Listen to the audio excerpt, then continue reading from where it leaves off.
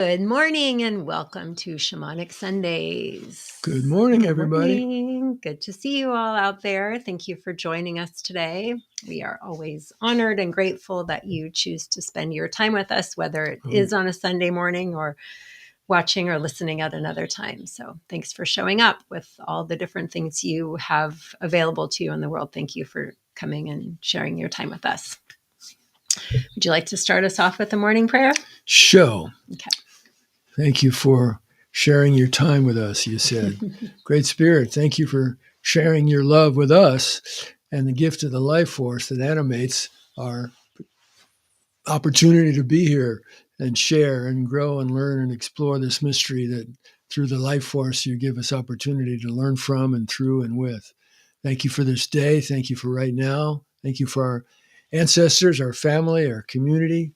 Thank you for the challenges that push our reactivity buttons, that bring our awareness to really looking at what is it I need to work on, to what's stuck in my pipes, what constricted identity with ego and physical body and its stories that limit the truth of who I am, the unity I have with you, Great Spirit, that we all have with you. So thank you for this opportunity to join our hearts, minds, and spirits, and we give thanks to our ancestor spirits and to the ancestor spirits of the land we're living on, and give thanks for the gift of creativity that you give us. We all have access when we slow down, drop in, ground. We all have access to infinite creative wisdom, power, energy of the universe. And when we surrender to you with gratitude for the gifts of our lives, the gifts of grace in our lives, and we open ourselves to what is it you want to use me to do in this life? How do you want to use me to serve your will that addresses the greatest good, fullest blossoming, greatest good for all, rather than my ego? So opportunity to listen to your guidance about how you want to use us, and then the courage, maybe I'll have the courage to act on the guidance you give us when we surrender to you and ask, how do you want to use me? What gifts do you want to bring through me in service to the higher will and the healing of the sacred hoop, which is the opportunity for all of us in being alive. May it be so. Oh. Thank you. All right. I think your morning prayers are getting longer and longer and longer and longer. So maybe we should just morph this into like pop over, listen to you do a prayer, and then we're out. Well, who knows? I mean, there's so much in the midst of all the challenges, in our personal lives, the health challenges, financial challenges, whatever, is what's happening in the world. There's still so much to be grateful for. Oh my gosh, absolutely. So when I drop in, I can just keep rolling for a long time. Yep. Yeah, absolutely. That's, I think, one of the gifts for me of when we're out on Vision Quest is just having the time to just like let the thanks just keep flowing and keep flowing and keep flowing. And I feel like over the last couple of years, despite harassing you right now about, a daughter's prerogative, about the length of your morning prayer before the next part of Shamanic Sundays,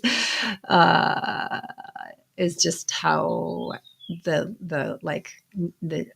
openness and awareness and just feeling like all my pores are more open, and so much more gratitude flowing with and through all that, because there's just like so much to notice and to be grateful for. The creation. Yeah, all of creation, which ties very much so into listening. Should I take it? Keep going? Yeah, keep going, girl. Sorry, we're in a funny mood this morning here, but yeah, I wanted to share, and my dad was he brought it up, and then I'm happy to share that. So we've shared with you all before that we're working on a documentary film. My creative filmmaking partner, Andrew Smythe, and my sister, Nicole McNaughton, and I are producing this film called Listen, that was inspired by a Vision Quest message I got a couple of years ago, that you've now heard a few times mentioned by my pops and myself. That came on my second night of solo on my was that my 19th year of questing and your 49th year of Vision Quest? Something like that. Yeah, something 2 like years that. ago. Yeah. The recent one was the 51st for me. Yes, it was 2023. And it was this incredible message of, felt like the earth speaking, saying, what was the earth saying? I have all the answers you need. You just need to listen to me more. I have all the answers you need. You just need to listen to me more. And it was just so clear to me that it was the earth, that it was nature saying that. And of course, I believe that from a philosophical perspective and my approach to life and work and relationship and everything. But getting it in just such a tight, succinct message while out on quest was really powerful. And then carried that bundle of medicine around for like a year. And then a year after that, while out at Sundance with my sister, had the idea to turn it into a documentary. So it's been just over a year now that we've been working on that. And we just finished filming out on quest again this year, which was amazing.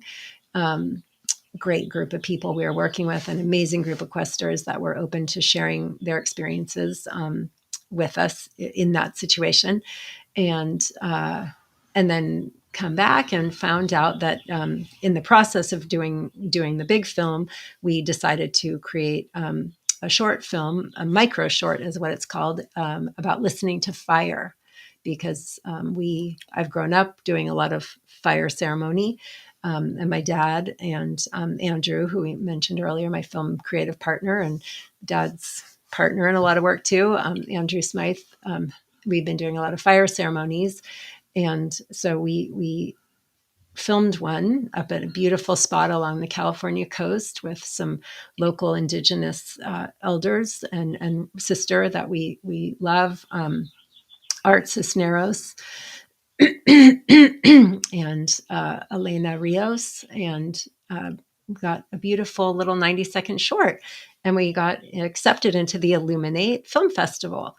So in Santa Barbara coming up the first week of May. So if you are able to come to Santa Barbara, get tickets. It's a beautiful festival. It's about illuminating new ways of being in the world. And they cover subjects from, food to spirituality to environment. It's a really powerful, inspiring group of people to be around. They also have virtual tickets, so you can watch all the films online as well, if you are not able to come to Santa Barbara. And so just speaking about gratitude, like fire. How do people connect to get more information about that? Where do they go? Yeah, well, I'll put a link in the chat so you can watch the short. And also, if you want to vote for it, it's up for People's Choice Award. And the more votes and likes and comments that we get, the more chance it will be screened and then shared more broadly so more people can see it and be inspired to listen with and be in connection with and be in relationship with fire. So how can people vote? I'm going to put the link in the chat. All right. Yeah, thank you. But I would love it. So gratitude for that amazing honor of being included in the Illuminate Film Festival. Thank you to the judges who included us in this voting process, and to Andy Mazer and Mark Romanoff and Jan Schmidgen, who helped make it come possible, and Jeff Alexander, who opened the land for us. And I would like to then talk about today, bring it back to you watching. I hope you enjoy the short. And let's talk about, when did you first have an introduction to this concept of fire being something sacred and to be in relationship with fire? Well, I think as probably most of us, have a relationship to fire. The joy we have in being around a fire, a campfire, and roasting hot dogs or marshmallows, s'mores, or just the warmth of it, the cooking our food, the beauty of it, and really how it alters our consciousness, because it takes us almost into a trance state. So I think most of us have had that experience, but it wasn't until I went to be with, I went to the Huichols in 81, but I'd been involved with indigenous people for maybe like 71. When did I meet Rolling Thunder? 72, something like that. So, and so taken into ceremonies in the early 70s where fire was always an essential component of the ceremonies. But it wasn't until I went to the Huichols in 81 that I was introduced to the idea that the fire was alive. I knew it had power. I knew it had attractive, consciousness-altering capabilities and beauty and all kinds. But it wasn't until I went down to be with the Huichols and from an opening of my eye through their ceremonies and understanding that the fire is conscious. It's a conscious being. It's a spirit. It has a spirit. It's not just a physical thing. Just like us, we have our bodies, we have our egos, we have our identities with our physical bodies, and all the stories our egos cook up. But the deepest part of us is not our physical bodies or our egos or our stories. The deepest part of us is our spirits. Our spirits, the essence of who we are. And so too with the fire, that it's alive, it's conscious, it's communicating. And for the Huichols, it's the first shaman, Tatewari, grandfather fire spirit. And so being in ceremony with them for the period of time of a couple of weeks, preparing for going on pilgrimage and being on pilgrimage and everything. As soon as you come into the rancho, there's the sacred fire, and you sleep around it and you eat around it, and the ceremonies take place around it, and you go on the road on the pilgrimage, the 300 miles to get to Wirikuta. As soon as you the 10, 12 hours of driving, pull over to the desert somewhere, and then you go out and look for firewood and come back together and bring in Tatewari. Let's make a home for Tatewari and bring in grandfather. And there we are again. There's eating, sleeping, and ceremony around Tatewari. So it was a total opening and immersion into experiencing the reality that what I've enjoyed so much on the physical plane, now I'm able to enjoy in a much more intimate way, in an empowering way, in a way of that I can, because it has a spirit and it's alive and it's conscious, it's communicating. And so I have the opportunity to open myself. If I can find the right opening in me, to the right attunement, then I can begin to learn how to listen to what Tatewari is communicating. And I've been doing that ever since. And every time I would go to ask Grandmother Guadalupe or one of the shamans a question about something, I'd say, go ask Tatewari.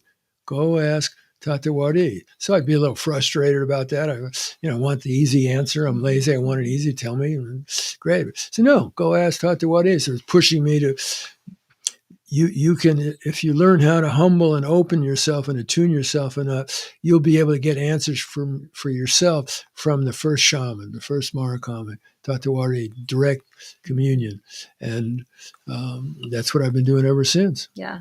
Even every time before we do this podcast, we always light a candle and bring Grandpa Fire into this podcast with us.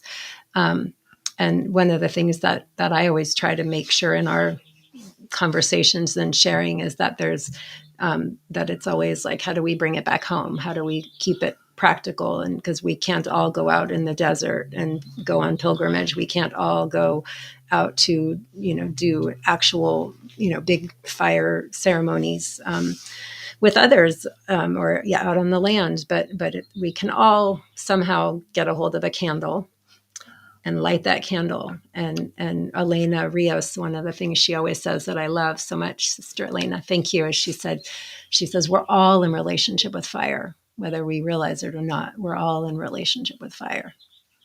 And so from the sun coming up to the turning the light on in your house, the stove cooking food, your heater keeping you warm if you're blessed enough to have that, we're in relationship. So like a really practical thing that I love to do, taught by you, is like, even as you're lighting your candle, giving thanks for that fire coming from the big fire in the sky, and giving thanks and feeling that then coming from your heart as you're lighting it and bringing it into your life. And so it's giving gratitude for that fire, And it's also opening the channel then for you to be receiving wisdom back from it. So if it's just needing to like give thanks for the day or the moment, or that you're facing something challenging, there's such wisdom and power that you can access in yourself by being in deeper relationship with fire and lighting that candle in a intentional, conscious way.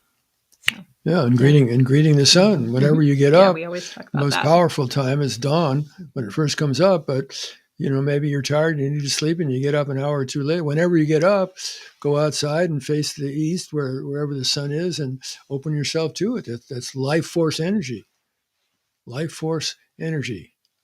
Intelligence, creative wisdom, power of the universe, healing light and love that's coming to you free every day from Father Son to energize our bodies, which are made of stardust with stardust.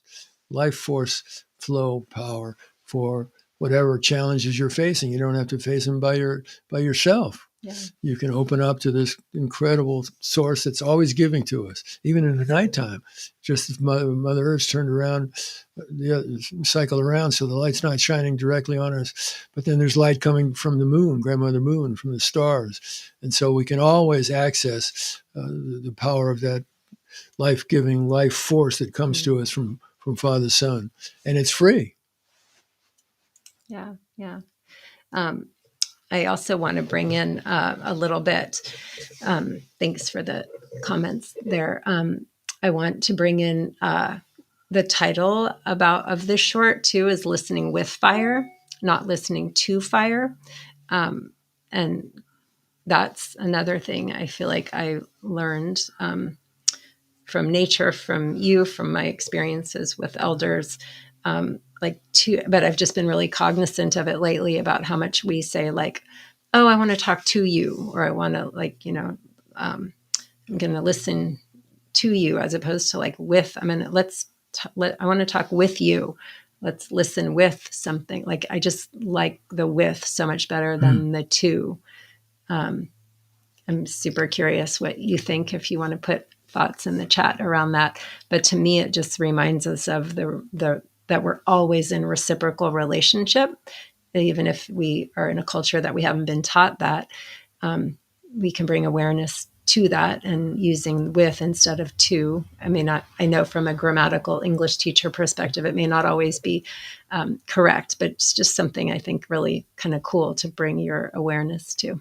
Well, it's interesting because when you say when you speak in terms of two, it seems like it's one way. Mm-hmm. I'm just giving something to you. Exactly. But with that's we're in relationship, which is the truth of what's happening. We're in relationships. Yes, I'm talking with Tatewadi. Yeah, I like that. That's good. Yeah.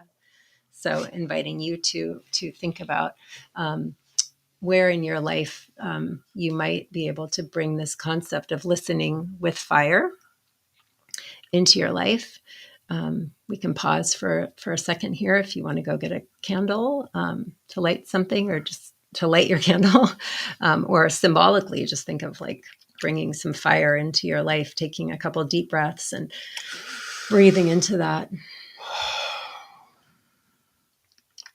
And just feeling your connection with fire. And of course, fire can hurt. Fire can take life. Fire can take property. We've seen that a lot over as climate change is impacting people more and more, not just people, all beings. So it's the full spectrum relationship. Well, it's power. Yeah. Fire is power, and like power just is. Mm-hmm. And it depends upon our relationship with power. It can be used in a destructive way or an unskillful way that leads to it metaphorically jumping out of its home or in the safe fireplace and burning and destroying people, life. So it depends upon the values that we hold and our relationship with fire, with that power, toward what end. Do I want to connect with that power to feed my ego and aggrandize my narcissistic self about how great I am? Are we having an earthquake? Or is that like a big truck going by? Could be one or the other or both. I'm not quite sure. I think it's shaking a little bit. Yeah. So dropping in. Centering, grounding, circles of protection.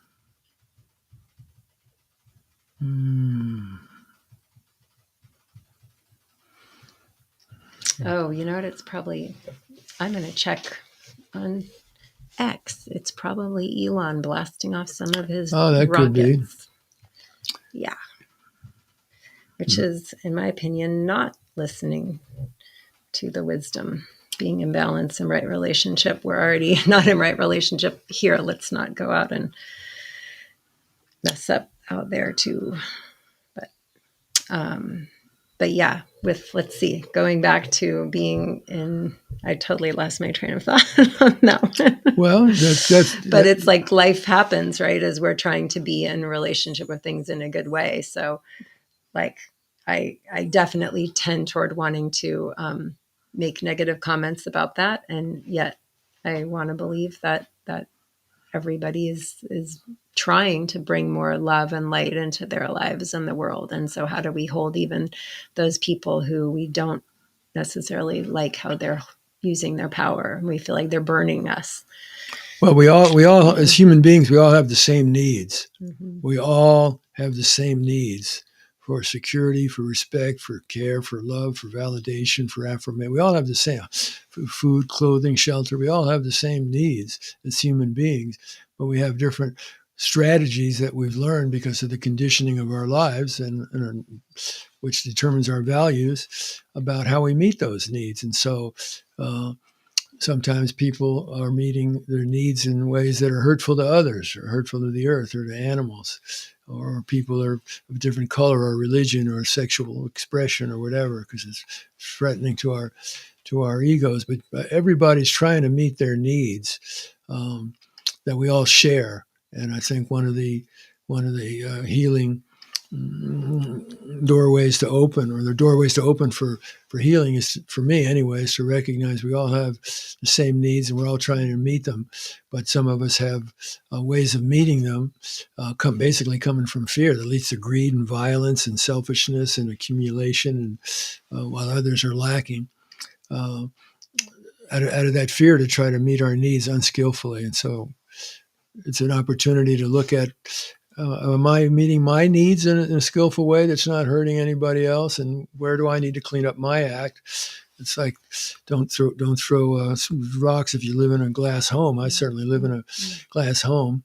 And remember that on the deepest level, we're all connected anyway. So when people are trying to meet their needs in a way that's selfish and greedy and hurtful to others, take the steps you need to try to change those behaviors or the institutional practices that they set up, whether in positions of power that are hurtful to people. Take the steps to be active to try to change all of that, but don't judge the being of the other person, because then I'm judging some aspect of myself. It's just easier to see it in that other person, and I'm not taking responsibility for my own potential for greed or meeting my needs in a skillful, in a selfish way that can be hurtful to other people. So bringing it back to fire, since we're talking about that today, what a good opportunity to, when you do feel yourself triggered, to go either metaphorically or literally light a candle, bring some light in.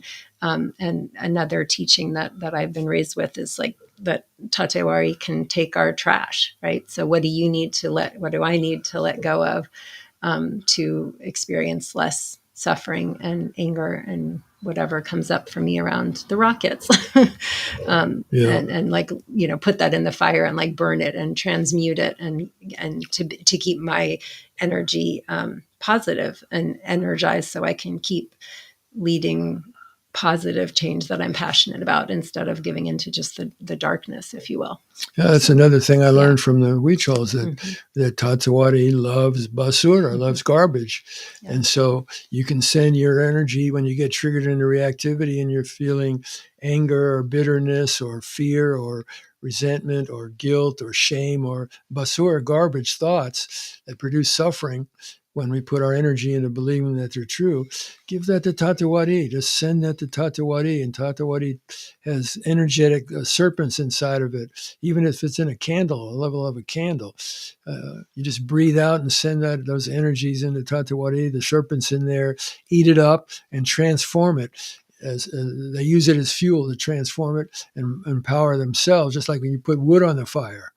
It gets stronger and there's more energy coming out of it. Give it Tatewadi or garbage, and it transforms that energy to send more healing light and love, more strength, more wisdom, guidance back to us. So breathing out and giving it the sword of Tatewadi, letting it go, releasing it, and then opening ourselves, the container of our energy being, our body, our mind, our spirit, to receive more of that healing light and love coming in to replace that toxic energy that was released, bringing in more healing light and love, letting it flow where it needs to go, bringing through its healing flow, going where it needs to go. And then I start dancing and singing. All right. Thank you. Hey. Anything else you want to add for this week? Well, let's see. Here's a good one. Reminder to myself, mantra reminder to myself that I'm working on is given the pressures of life and the challenges of life that trigger that reactivity, it can cause a tightening up, a constriction, which in turn inflames us and major cause of physical pain, illness, and mental, emotional suffering. So to pull a plug on that, it's helpful for me to say, slow go. Slow go. Pressure. Do more. More. It's the pressure of the society. The culture is speeding up. The hamster's pushing the wheel faster. No. Slow go. Push. No. Don't push. Don't push. Push. No. Flow. Grow. Trust. Let go. Yahoo. Mantra. Focusing consciousness on unhooking from the speed trip that we're conditioned to be in. Faster, more. No. Slow down. One breath at a time. Slow. Go. Push. No. Open. Flow. Grow. Trust. Let go. Yahoo. And I think the original shaman would say the same thing. Grandpa Fire, perhaps. Well, that's where I got it from. Yeah. Listening to Tatewadi. Listening with Tatewadi. Listening with Tatewadi. Yeah. All right. Thank you, Poppy. Thanks, you. Dad. Thank you all for joining us. Let us know if you do bring in some listening with fire into your week, and let us know how that goes.